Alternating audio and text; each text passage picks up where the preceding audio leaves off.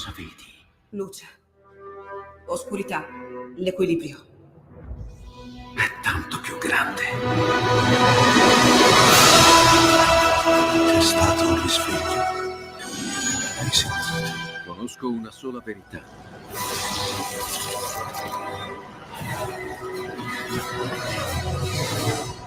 Movie Time ti fa entrare nel vivo del cinema, ti fa sentire come se fossi tu il protagonista del grande schermo.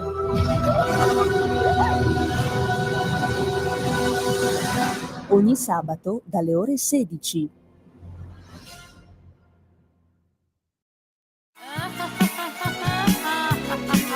Pesca dalla rete, le interviste di Luisella Pescatori, detta La Pesca, con le freelance di Rete al Femminile, le voci fiere di una nuova prospettiva, ovvero segreti e consigli del lavoro autonomo declinato al femminile. Ogni mercoledì alle 15:30 su Radio Libertà, la tua radio.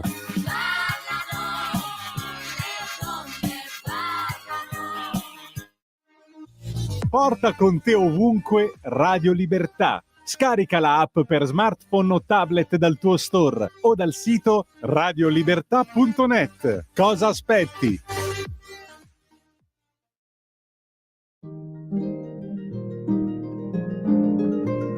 Va ora in onda l'angolo della musica classica. Conduce in studio Oretta Pierotti Cei. Buongiorno amici carissimi, buongiorno a tutti. Trasmissione davvero molto speciale, molto particolare. Siamo alla domenica prima di Pasqua e quindi vogliamo dedicare tutto il programma a questa bellissima ricorrenza religiosa. E lo facciamo in compagnia di Paolo Zeccara. Buongiorno Paolo. Buongiorno Retta, buongiorno a Bentornato, tutti. tu sei un musicologo straordinario, sei un grande collezionista e ci potrai aiutare a fare questo viaggio fra le note proprio, accompagnato da un grandissimo appassionato di musica quale sei tu, Paolo. Grazie. La tua passione, la tua collezione di dischi risale addirittura da quando eri bambino. Sì, devo dire che è stato mio papà che faceva il riparatore di impianti hi-fi, oltre di tutti quelli che sono gli elettrodomestici di una famiglia tradizionale degli anni 60, e quando iniziò la stereofonia ad invadere, per così dire, le case degli italiani, fu il primo a venderli, a darli in proposta e quindi ad avere riempito, prima da Vigevano, la città dove abito, poi pian piano allargandosi al circondario, di questi avveniristici strumenti musicali nuovi, elettronici, che portavano a sentire la musica in un modo diverso, su 2 casse con la stereofonia, e quindi per poter testare questi strumenti si andava ad acquistare dischi molto particolari, adatti alla rappresentazione della musica su 2 canali. Ecco, E lì è rimasta la ma oggi passione. parleremo di tutt'altro, Paolo, Esatto, perché oggi entreremo proprio in questo viaggio spirituale, possiamo chiamarlo? assolutamente. Un viaggio spirituale che ci conduce alla Domenica delle Palme, che sarà appunto la festività che festeggeremo domani, per poi arrivare alla Santa Pasqua. E invito tutti gli ascoltatori a rimanere in ascolto, perché alle 13:40 faremo un collegamento davvero molto, molto speciale, molto affettuoso e molto interessante sotto tutti i punti di vista. Caro Paolo, partiamo con quello che tu ci hai preparato per questa trasmissione davvero un po' particolare, che è una trasmissione pasquale. Esatto. Allora, siamo ancora in Quaresima, la Pasqua arriverà col Ma noi giorno. dobbiamo Certo, no. Allora c'è una parte quaresimale di questa contrizione che parte proprio dal sentire popolare medievale. Non tutti erano capaci di catechizzare attraverso la lettura delle letture delle sacre scritture il popolo, e questo veniva affidato alle confraternite che Scusa nacquero proprio Paolo, nel tu sai Medioevo. che questo vale per te anche, hai 3 minuti di tempo con Clessidra, che è già girata. Perfetto, ma io l'ho già finita, guarda. No. Nel senso Sì. che nel Medioevo c'era un modo particolare di sentire il fervore della religione. Nascono le confraternite iniziano a catechizzare sulle piazze i poveri, le persone normali, non i chierici, non quelle persone che frequentavano invece assiduamente le chiese, raccontando l'episodio della Bibbia. E si cantavano questi episodi della Bibbia, venivano traslitterati, trascritti in italiano volgare, non in latino, e venivano proposte nelle piazze. In questo caso noi ascolteremo il Laudario di Cortona della Crudel Morte di Cristo, che è uno dei più antichi pezzi di sentire popolare religioso italiano. Quindi qui facciamo veramente un salto indietro, ci troviamo in pieno Medioevo, fra il 1270? 1290. 1290. Ecco, quindi come primo ascolto, quindi che cosa ci offri? Questo pezzo che è allo stile dei Trovatori, con voce e strumenti musicali. Sembra una danza e invece è un pezzo religioso. Bene, allora come inizio a questo programma davvero molto interessante, accompagnati dal nostro carissimo Paolo, partiamo con il primo ascolto, La Passione.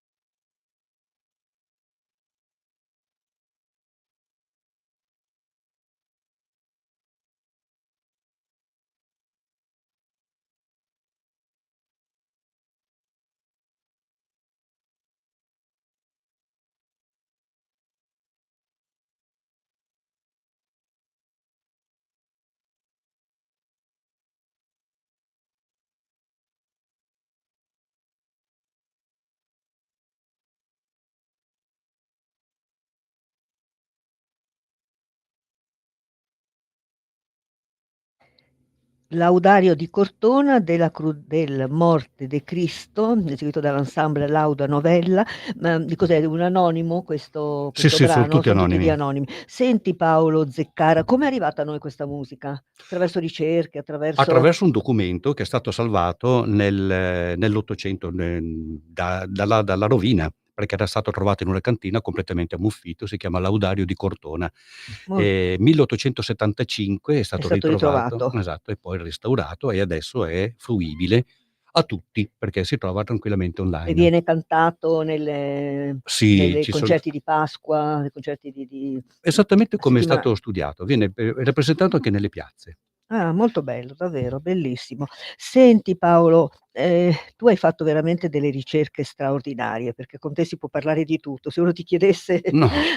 no, veramente, sei un appassionato, un cultore, un ricercatore, hai questa passione che ti accompagna da sempre e che ti rende molto prezioso, perché certe ricerche possiamo solo, veramente ringraziare te. Bah, anche per questa trasmissione.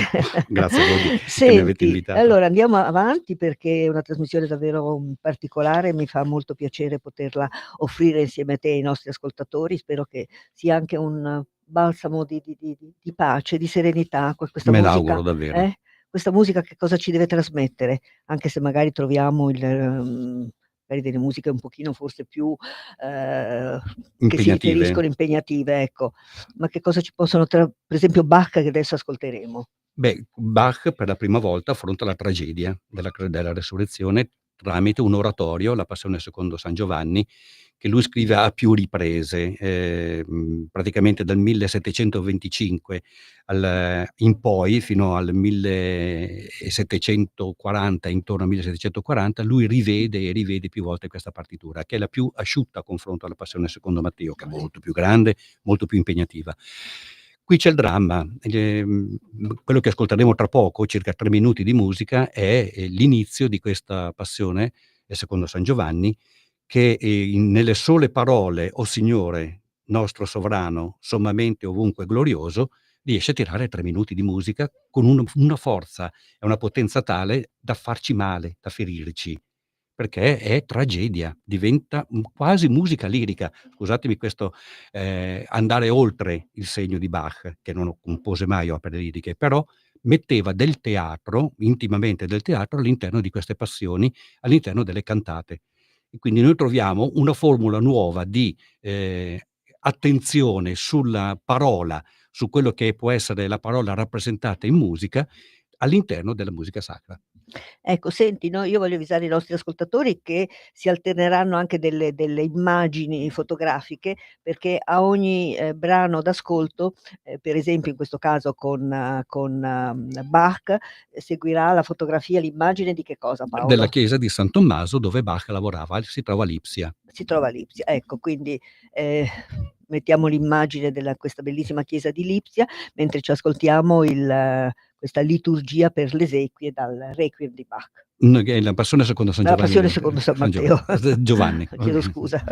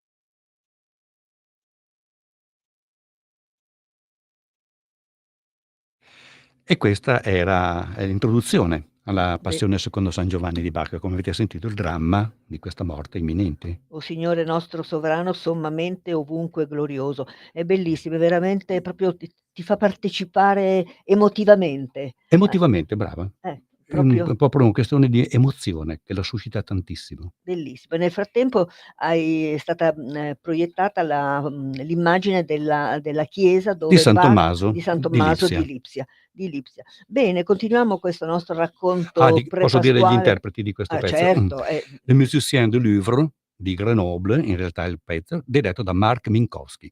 ecco, molto bene, molto bravi. Allora proseguiamo questo viaggio religioso, possiamo d'altra parte siamo alla domenica prima di Pasqua e quindi è un po' d'obbligo, un po' di dovere, e poi credo che Ci fa bene. ci fa bene allo spirito. Senti, allora io mi ero sbagliata con passiamo Mozart. A Mozart naturalmente. Che cosa ci offri di Beh, Mozart? Qui siamo nell'immaginario del periodo di Quaresima c'è, l'ascolto del Requiem, che poi è una forzatura, perché in realtà nessuna liturgia, adatta per le esequie è prevista per il periodo di Quaresima e per la contrizione della Settimana Santa. Da quando ci sono le radio, le TV, è venuto un po' una moda trasmettere per, così esemplificare, dare all'immaginario un corpo, dei requiem che vengono trasmessi, fatti vedere in TV e anche alla radio.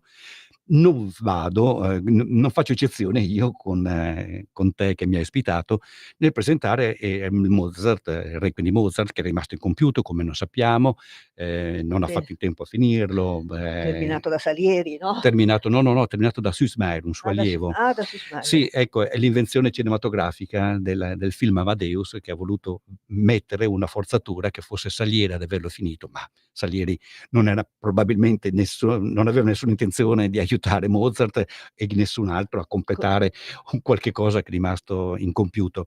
Fu Süssmayr, un suo allievo, a completarlo, non fece tutto il lavoro, lo fece fare anche ad altri, la vedova rimasta, Constanze Weber, e Eibler, per esempio, fu coinvolto nel completamento, molti desistettero, l'unico che lo finì quasi tutto fu appunto Süssmayr. Vi propongo all'ascolto il Kyrie, che è famosissimo perché purtroppo, ahimè, è finito anche in tanti spot pubblicitari. Quando, vedete certe bevande, alcoliche, recentemente è stato usato questo Kyrie come sottofondo, dovrebbe essere proibito. ma la Veramente. fantasia dei creativi non ha limite, Lo guardate che so, ci sono però così dei penso limiti. dei limiti che insomma non si dovrebbero travalicare, Eh vabbè, soprattutto quando si parla di un Requiem di Mozart. Don Requiem, esatto. Andiamo Sveva? Col Requiem di Mozart e come fotografia cosa ci fai vedere? Santo Stefano di Vienna. Santo Stefano di Vienna.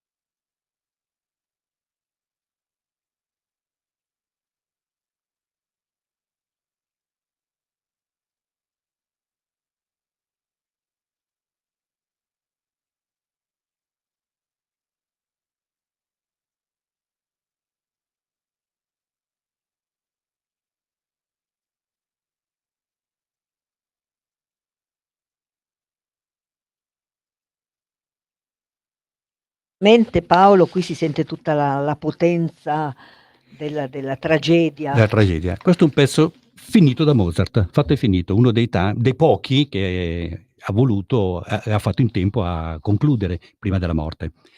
Gli Sì. interpreti sono Pygmalion, coro ed orchestra, quindi in un solo nome troviamo sia i solisti che la parte strumentale, diretti da Raphael Pichon. Senti Paolo, grandi linee, quante messe da Requiem saranno state scritte? Centinaia, Centinaia, eh? centinaia. E di Stabat Mater?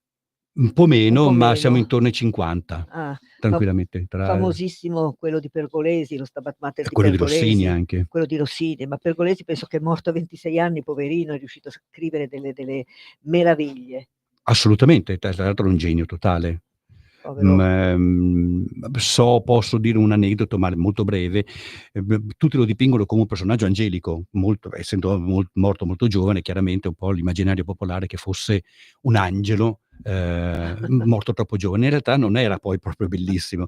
C'è una caricatura molto crudele su Pergolesi che lo dipinge addirittura con un piede un po' storto, quindi forse probabilmente non era quell'Adone quell'Adone che doveva essere dipinto. Beh, comunque le sue musiche sono splendide, il Non ce n'è suo una brutta. Stabat Mater è veramente un capolavoro. Senti, proseguiamo questa bella trasmissione dedicata alla volevo vedere se era qualche chiamata che era arrivata in diretta, ma non vedo le nostre amiche farci segnalazioni. Allora andiamo avanti, adesso troviamo Verdi, il nostro Verdi, grandissimo chiaro. Verdi. Il Requiem che esce dalla Chiesa. In che senso? Che per la prima volta, non è la prima volta in assoluto, anche altre composizioni precedenti al Requiem di Verdi, è la prima volta che un Requiem non viene adoperato all'interno di una liturgia, non viene scritto per una messa, ma viene scritto per una commemorazione. Quindi non abbiamo dietro tutta la liturgia con un celebrante e con tutto l'apparato liturgico necessario per le esequie. Abbiamo un concerto. Per la prima volta un requiem viene adoperato con un pubblico e non con dei fedeli, con un pubblico che applaude ed eventualmente prende anche un biglietto e lo paga. Ecco la grande differenza tra liturgia e musica sacra. Questa è musica sacra, ma non per scopo liturgico. È una commemorazione, doveva essere fatta per Rossini e poi Verdi ha voluto completare il requiem e per Rossini ha scritto solo il Libera Domine. Ah, ok. Allora, Va bene, ascoltiamo. ascoltiamo la chiamata e poi passiamo a Verdi. Pronto? Pronto? Buongiorno Retta, sono Piero da Monza. Ah, buongiorno Piero. Volevo Buongiorno. complimentarmi naturalmente per la trasmissione, ma poi per il tuffo nella cultura che ci ha fatto fare il tuo ospite, veramente dei bravissimo. pezzi molto molto belli, ascoltati con tanto piacere. Complimenti davvero. Grazie. E buona continuazione. E buona Pasqua, Grazie, Piero. buona Pasqua, signor Grazie, Piero. buona Pasqua, vi ascolto. Grazie. Grazie mille. No, c'è bisogno di questa musica ogni tanto, Paolo. Ma mi fa piacere Si moltissimo. sente proprio l'esigenza, così, è un balsamo per il proprio animo. Quindi passiamo All'ascolto Fai prego. tu. No, fai tu Paolo. Al Kyrie e il Tuba Mirum, che è tratto proprio dalla Messa di Requiem di dalla Verdi. messa di Requiem, sì. Dies Irae e Tuba E Mirum. come fotografia d'accompagnamento? La chiesa di San Marco a Milano, dove è fatta la prima mondiale. Ah, Fu ecco. eseguita e diretta da Verdi. Benissimo.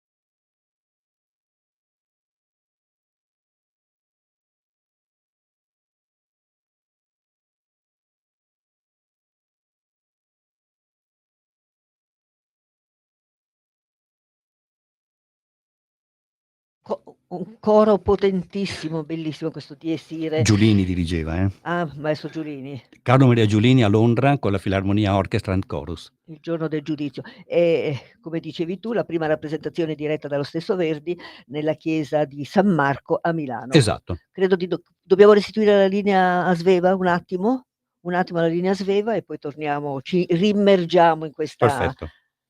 sacralità. Sempre più liberi con La tua radio è il nuovo sito che mette in prima pagina opinioni, firme, notizie, uno sguardo nuovo e originale sui fatti che ci circondano. Il nuovo quotidiano online, semplicemente radiolibertà.net.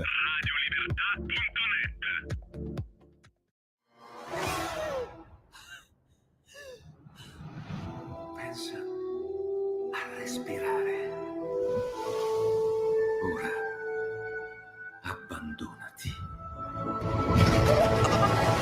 Che cosa vedi? Luce. Oscurità. L'equilibrio. È tanto più grande. È stato un risveglio. Hai sentito? Conosco una sola verità.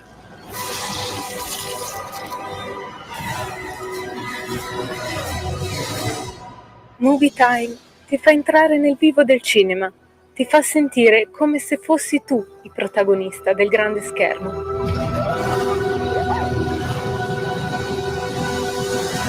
Ogni sabato dalle ore 16. In quanti ti promettono trasparenza, ma alla fine ti ritrovi sempre con la bocca chiusa e non puoi dire quello che pensi. Radio Libertà non ha filtri né censure, ascolta la gente e parla come la gente. Censure. Ehi tu, non trovi più il segnale di Radio Libertà sulla tua radio DAB? Non disperarti, risintonizza. Sì, ma come? È facile, tasto menu, poi scegli il tasto corrispondente alla ricerca automatica dei canali, attendi qualche minuto e tutte le stazioni DAB della tua zona saranno disponibili. Breve pausa profana per tornare alla nostra trasmissione liturgica, sacra, come possiamo definirla? Prepasquale, in compagnia di Paolo Zeccara, grande musicologo, grande cultore, veramente una persona raffinatissima musicalmente e non solo. Grazie. Anche se hai una bella barba quasi natalizia, Da più che Babbo pasquale, Natale, esatto. più che pasquale. Senti Paolo, bando all'ironia, torniamo invece con la nostra trasmissione. Che cosa, dove ci conduci adesso? Vi conduco fuori dalla chiesa di San Marco. Come avete sentito, il Requiem di Verdi era scritto per un'occasione, prima celebrare Rossini e poi celebrare Manzoni. Adesso invece una messa va dentro in auditorium, lascia le mura sacre, perché la prima esecuzione del Requiem di Dvorak è stata fatta alla Royal Albert Hall il 10 maggio del 1883, in occasione dell'inaugurazione di una stagione musicale. In quel periodo Dvorak spopolò a Londra, spopolò in Inghilterra e poi successivamente arrivò ad assumere il ruolo di direttore del Conservatorio di New York, città che vide i suoi trionfi come musicista, come direttore e che vide la prima esecuzione mondiale della Sinfonia del Nuovo Mondo, una delle più famose di tutto il repertorio musicale. Beh, noi ascolteremo tra poco questo Requiem. Ho scelto tutte parti corali per capire anche in questo caso la potenza, la bravura, la genialità di un compositore che si misura con un testo sacro che però non ha nulla a che fare di liturgico, ma che entra nell'intimità vera e propria di quella che è la parola scritta per una liturgia. Al di fuori della liturgia diventa testo sacro da proporre anche al di fuori del mondo dei fedeli. Quindi un requiem sacro ma non liturgico. Ma non liturgico. Va bene, che cosa ci fai ascoltare? L'offertorium? L'offertorium Cum Olim Abrae, che è la parte finale, e l'immagine che vedremo è proprio quella della Royal Albert Hall.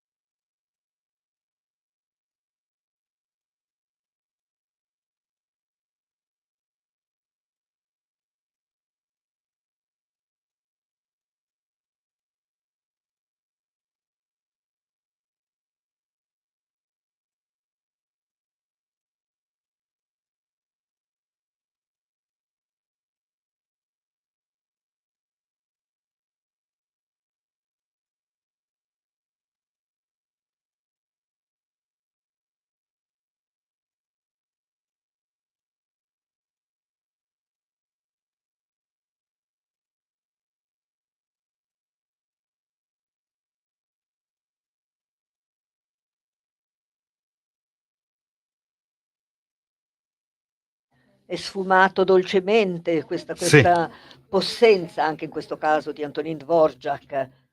Grande strumentatore, una conoscenza del strumento musicale orchestrale perfetta. Senti, Paolo, tu dovresti venire un giorno a fare una trasmissione dedicata proprio ai compositori cechi, a Smetana, Suk, Janacek, Janacek, Martinu, Bohuslav Martinu. Martinu, ce ne sono tantissimi grandissimi. Ecco, quindi una trasmissione proprio dedicata a loro. Volentieri. Allora, siamo in collegamento? Mi raccomando le fotografie. Allora, siamo in collegamento con Don Luigi. Buongiorno Don Luigi. Buongiorno Oretta. Ma che piacere. Allora, il nostro carissimo Don Luigi è il parroco di San Teodoro, questa bellissima chiesa romanica di Pavia, dove lei appunto da diversi mesi è parroco. Don Luigi ci descriva un attimo questa bella chiesa dove io ho il piacere di ogni domenica assistere alla sua messa, e adesso è proiettata anche sul nostro schermo. Quindi sul nostro schermo. Bene, ottimo. Ottimo. Allora, questa chiesa è la secondogenita, diciamo così, perché il primo edificio era dell'VIII secolo dedicato a Sant'Agnese, quindi un edificio longobardo. L'attuale, nel quale io ho la fortuna di ufficiare, è del XI secolo, ma sono ben 9 secoli di storia. E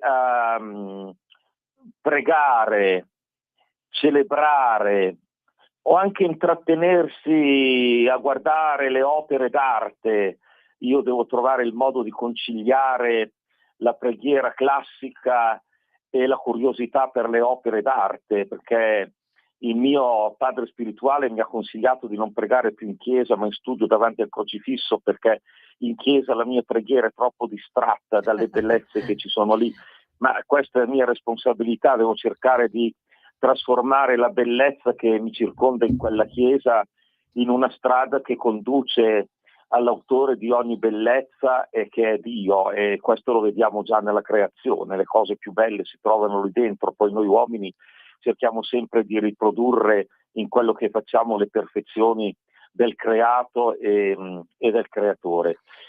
Questa chiesa nel 1500, grazie ad un parroco che portava il mio stesso cognome, Corti, è stata significativamente decorata di affreschi, quindi guardando l'altare maggiore sulla destra abbiamo le storie di Sant'Agnese, di un pittore che non conosciamo e che viene chiamato appunto il maestro delle storie di Sant'Agnese. Sulla sinistra abbiamo invece le storie di San Teodoro, il vescovo le cui spoglie sono state portate intorno al 1000 in questa basilica, e che poi purtroppo ha soppiantato completamente la prima titolare, per cui la basilica attualmente è di San Teodoro. Ecco, mentre in fondo alla basilica stessa abbiamo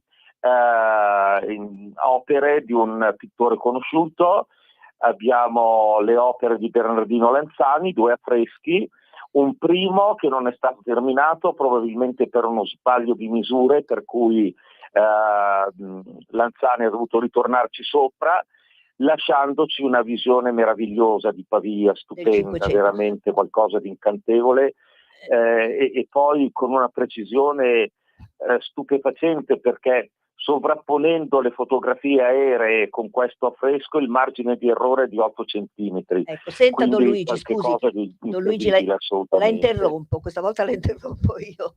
Certo, Rietta, lei mi tenga i tempi come deve fare. Intanto è oretta senza la I, Don Luigi, eh? Ah sì, ha ragione, scusi. Sì. Ecco, lo sgridiamo subito. Don Luigi, in questo momento lei non ci segue con il nostro canale digitale, ma stanno alternandosi le fotografie di quando lei disse la messa sul Barcè, che è la barca caratteristica del fiume. Lei sta dicendo la messa in riva al Ticino con tutti gli sbandieratori. Ecco, una parola su questa messa così particolare, così suggestiva, detta proprio in riva al fiume. Certo, questa messa fu introdotta negli anni '80 da Don Antonio Carenzio, perché San Teodoro è il patrono dei battellieri, in quanto la zona del territorio della parrocchia era in antico, adesso ha cambiato completamente tutto, ma in antico era la zona dei pescatori, ed era la zona non soltanto dei pescatori, perché dobbiamo tenere presente che il Ticino era la grande autostrada che congiungeva la Svizzera con Venezia, perché il Ticino arriva al Po, noi siamo sulla confluenza, con il Po si arrivava all'Adriatico e poi dall'Adriatico si andava oltre. Ecco. E dunque c'erano sicuramente anche delle maestranze per il porto di Pavia, per l'arrivo del sale, non solo per l'arrivo del sale, ma anche per l'arrivo di spezie, per l'arrivo di merci pregiate, eccetera. Ecco. Sì. Quindi il quartiere dove attualmente si trova la parrocchia era un quartiere di gente di fiume che passava ore e ore e ore e ore sulla propria barca o per pescare o per trasportare merci, per raccogliere la ghiaia, eccetera. Senta, Don Per Luigi. cui San Teodoro è stato scelto come patrono dei barcaioli. Adesso... Allora, per festeggiare San Teodoro, la cui ricorrenza è il 20 maggio, non celebriamo la messa solenne della domenica in chiesa, ma andiamo sulla spiaggia del Ticino e lì c'è questa celebrazione. Io l'ho presieduta l'anno scorso per la prima volta, ho visto molto sentita, molto partecipata, molto suggestiva, e tenere molto. presente anche che l'anno scorso era la seconda volta dopo il Covid, ma molta partecipazione, molta fierezza di pavesità e molta fierezza da parte di queste associazioni remiere che hanno partecipato in massa con i loro gagliardetti, quindi c'era anche questo aspetto di folklore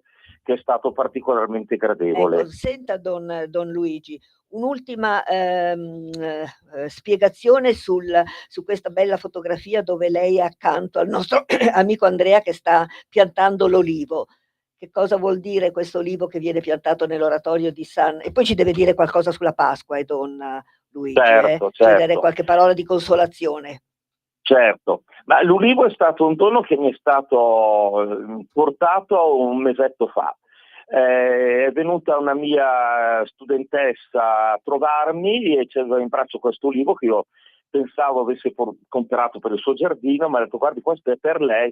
Ma cosa ti è venuto in mente? Ma cosa ti salta in mente? Beh, facciamo così, lo pianteremo in oratorio come ulivo, non l'albero della pace, ma come ulivo, giustizia e pace. Bello. Perché c'è una bella espressione della Bibbia che dice così: giustizia e pace si abbracceranno, la verità germoglierà dalla terra e la giustizia si affaccerà dal cielo. Quindi non c'è pace senza giustizia. Questo è il titolo di un messaggio per la giornata della pace di San Giovanni Paolo II. E noi siamo veramente consapevoli che le ingiustizie generano le guerre e quindi bisogna che veramente la giustizia e la pace vadano d'accordo. Allora, quell'albero non può avere le foglie verdi se non ha nel terreno delle radici. La radice è la giustizia, l'efflorescenza è la pace. Bisogna tenere presente l'insieme dell'albero. Io vorrei che quell'albero fosse proprio un promemoria per tutti quelli che frequentano il nostro meraviglioso giardino, di tenere presente questa coppia inscindibile, giustizia e pace. Senza la radice della giustizia non ci potrà mai essere la foglia, né l'ulivo, il profumo e la fragranza della pace. Paolo, cosa dici di queste parole di Don Luigi? Perfette.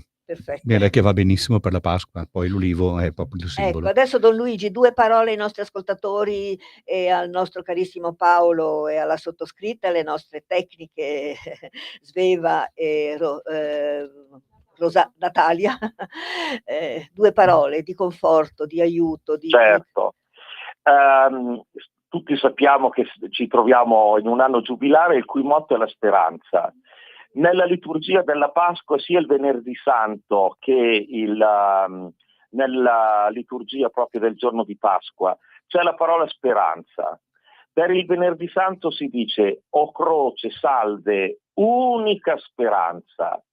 Le 3 virtù cardinali erano rappresentate così: la fede con la croce, la carità con il cuore e la speranza con l'ancora. E l'ancora ha un po' una forma della croce. Allora, la croce è quell'ancora che noi possiamo gettare nel cuore di Dio, nella profondità dell'amore di Dio, e che ci impedisce di andare alla deriva.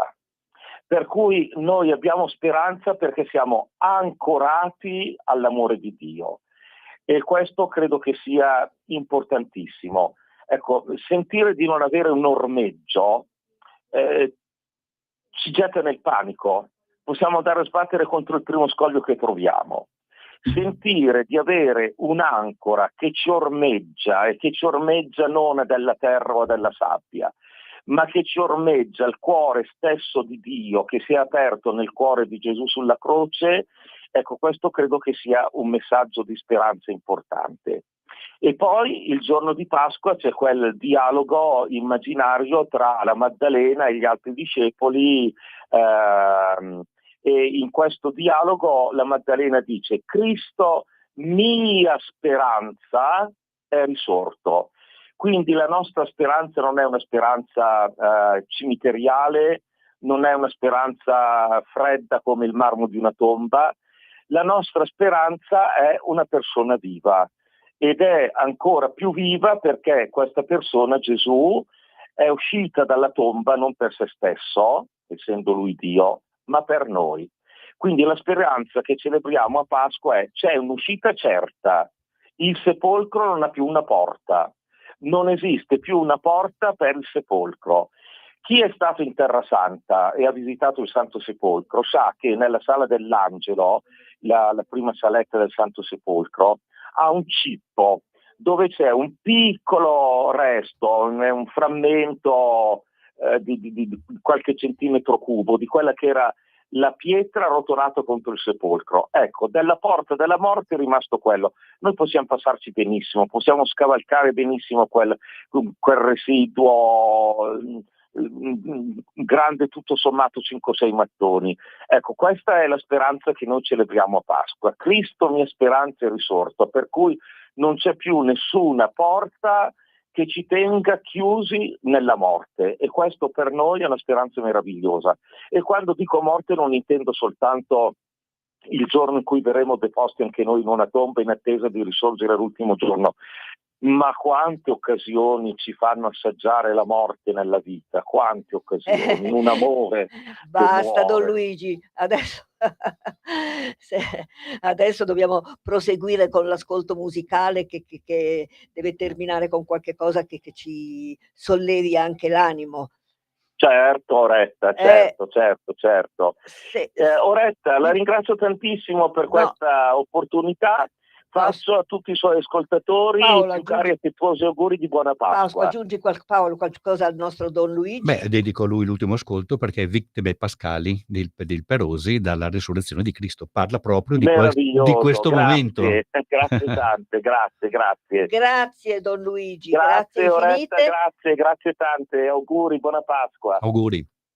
Ecco, questo è una parentesi che tutto sommato, visto che siamo alla Doverosa e bellissima. è bellissima. Senti Paolo, allora non facciamo a tempo a sentire, Sì, Perosi è l'ultimo ascolto. Perosi è l'ultimo ascolto, e invece la sinfonia di Di Mahler Gustav la Mahler. manderemo prossimamente su questi schermi, come direbbero uno spot Va pubblicitario. bene, d'altra parte m'ha fatto piacere ospitare Giusto, il è Don giusto. Luigi, Parla di quello che ha detto lui, questo pezzo. ecco, Maria che incontra i discepoli, dice: la mia speranza, ho incontrato Cristo Salvatore nel perfetto. giardino. Ed è il Allora, finale dell'oratorio, la resurrezione di Cristo. va bene, allora ascoltiamo, poi ci scambieremo gli auguri. Certo.